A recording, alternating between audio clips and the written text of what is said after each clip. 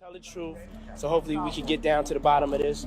I'm 100%, the charges against me are 100% false, and hopefully due to time, we'll start to see that. The case against Sean Diddy Combs is barreling into a pivotal phase, with jaw-dropping twists erupting left and right. If Kim ever tried to get with somebody, Puff would interfere. Amid the legal tempest swallowing the music mogul whole, a stunning bombshell has just detonated. Diddy's daughters, Delilah, Chance, and Jessie, are plotting to file for emancipation from their father's guardianship. Why are the daughters of this hip-hop titan turning their backs on him? What does this bold move have to do with the enigmatic autopsy report of Kim Porter, Diddy's late girlfriend? Could these kids be clutching horrifying secrets about their father that the world has yet to uncover? And how might Kim Porter's mysterious death reshape Diddy's legal fate? Join us as we dive into the thick of it right now. A family once celebrated as a shining emblem of love and unity now teeters on the edge of shattering, torn apart by unspeakable crimes. Sean Diddy Combs' daughters Delilah, Chance, and Jessie were once their father's fiercest champions. Since Diddy's arrest, his kids stood as a rock-solid front, rallying together to defend and uplift him through these dark days.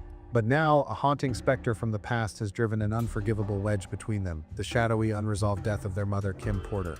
Allegations tying Diddy to Kim Porter's demise have sent shockwaves through the Combs family. The daughters, possibly shielded or brainwashed from the truth for years, are now grappling with chilling testimonies about their father's violent treatment of their mother.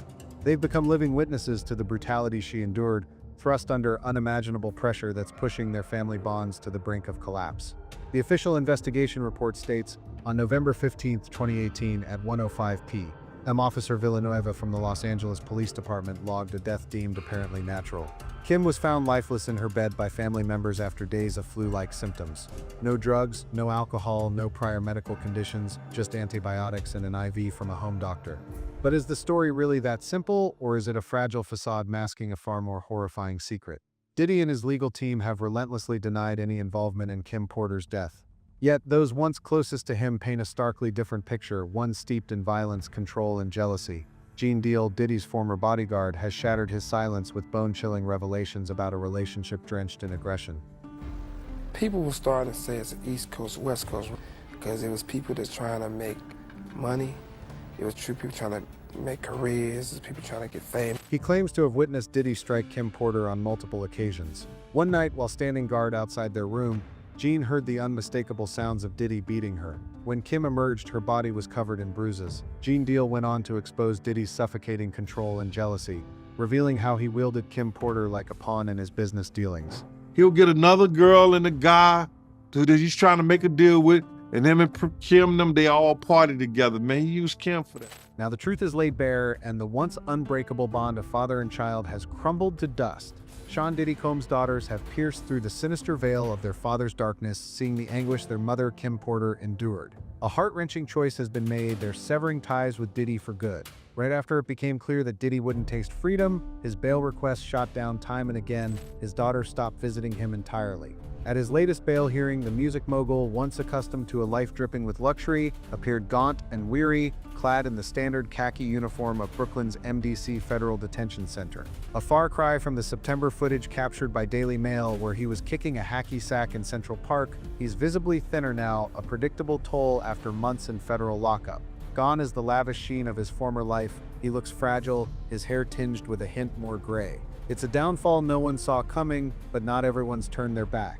Here's the twist. While his daughters have walked away, his sons, Justin and Christian Combs, have quietly shown up to see Diddy. But why? With the horrific truth about their father exposed, do they still stand by him? The answer cuts deep, like father, like son. They're not just heirs, they're monsters forged in the same criminal bloodline. It's not love that binds them, but a shared darkness, a sinister thread tying them to the wicked empire Diddy built, a web of crime so vast it defies comprehension. They'll stop at nothing, not just to spring Diddy from justice's grip, but to shield an entire grotesque system. The depraved freak-off parties, the schemes to silence witnesses, all cloaked in what seemed like flawless secrecy.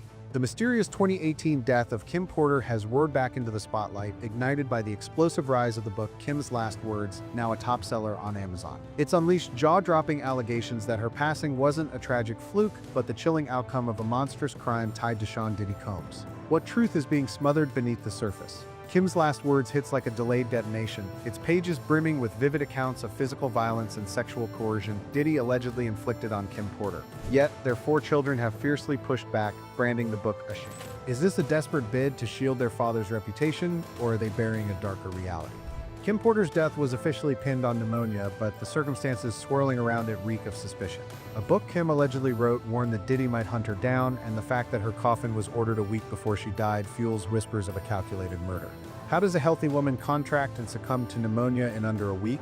Why didn't she check into a hospital when she had access to the world's top doctors?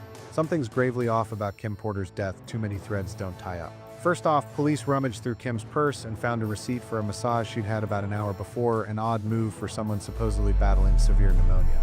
Who massages a pneumonia patient? Then there's the second red flag at the scene. Kim Porter's laptop and phone mysteriously vanished. On top of that, the Combs family whisked her body away before police could fully inspect the site, declaring her dead and assuring detectives there was no foul play. And those bruises and discoloration on Kim Porter's body, they've never been explained.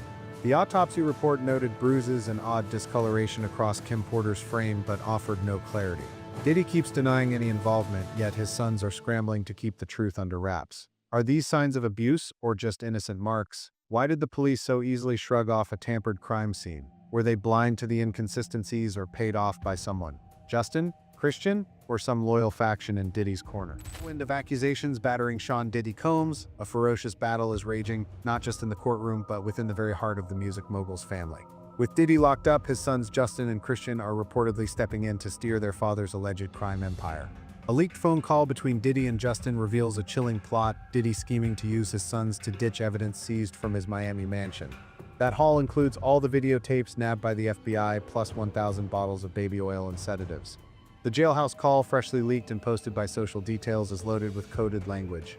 It's believed to be Diddy's voice, so let's tune in and unpack it together. I'm gonna need you to get rid of all the leftover pizza boxes. Make sure you recycle the plastic like we talked about. In the call, Diddy tosses around coded terms like pizza and recycle the plastic. For those out of the loop, let me break it down. Pizza hints at something, maybe what they're dancing around in this alleged conversation. And pizza, it's tied to kids and trafficking. Make sure to recycle the plastic right now. He starts name-dropping someone called Jay. People are guessing Jay-Z, though there's no confirmation. Then there's this recycle the plastic line. I'm stumped on that one. If you've got theories, drop them in the comments. It sounds like he's fishing for help in this call, claiming too many folks are staying quiet, maybe allies in his corner, and insisting he'll come out on top. Diddy himself pushed his lawyers to get this evidence thrown out. His legal team's arguing the FBI's search warrant was shady and none of the evidence they're bringing holds water. Could this tie back to what he's whispering to his son? Like father, like son. The only reason Diddy's boys are still in his camp, they're cut from the same monstrous cloth. According to allegations in the civil lawsuits, Justin and Christian Combs are neck-deep in their dad's criminal mess. Justin, per Lil Rod's lawsuit, is painted as a predator lurking in the shadows, tasked with rounding up minors and prostitutes for Diddy's freak-off parties, those wild, drug-soaked spectacles of debauchery. On top of that, Justin's accused of covering up a 2022 shooting at Diddy's studio. Lil Rod's testimony says while he was trying to save someone, Diddy and Justin vanished like ghosts, later strong-arming him to lie to the cops and call it a drive-by. Diddy's second son, Christian, aka King Combs, isn't dodging the heat either. Grace Omar K. sued him, alleging he sexually assaulted her on a yacht in 2022 with Diddy's backing. She described a nightmare of spiked tequila, repulsive groping, and a family getaway that morphed into a depraved horror show. Diddy's sons aren't just defending him, they're sinking deeper into his swamp. With all this fresh dirt spilling out, it's no wonder Diddy's daughters feel uneasy being anywhere near him. Will the truth break free? Will justice strike? Let's keep our eyes glued to every twist in this case. Right now, Diddy's caged at MDC Brooklyn, staring down a slew of heavy charges for his criminal trial slated for May 5, 2025. The federal indictment from September 2024 lays it out: racketeering, conspiracy, sex trafficking by force, fraud, or coercion, and transportation for prostitution. If convicted, this titan of hip-hop could be looking at decades behind bars, maybe even life. With over 120 victims speaking out and a tidal wave of physical evidence in hand, the odds of Diddy facing the music are sky high. And if his daughters or Kim Porter's best friend can prove he orchestrated her death, The punishment could climb even steeper, not just measured in years locked away, but in the torment and isolation awaiting a man who inflicted ruthless harm on the women around him, not just Kim, not just their mother, not just his daughters, but every victim scarred by his alleged atrocities. Will justice prevail? Will Diddy face the reckoning his deeds demand? I believe in the fairness and resolve of the U.S. legal system to hand Diddy a sentence that fits the man and matches the crimes. What about you? How do you feel?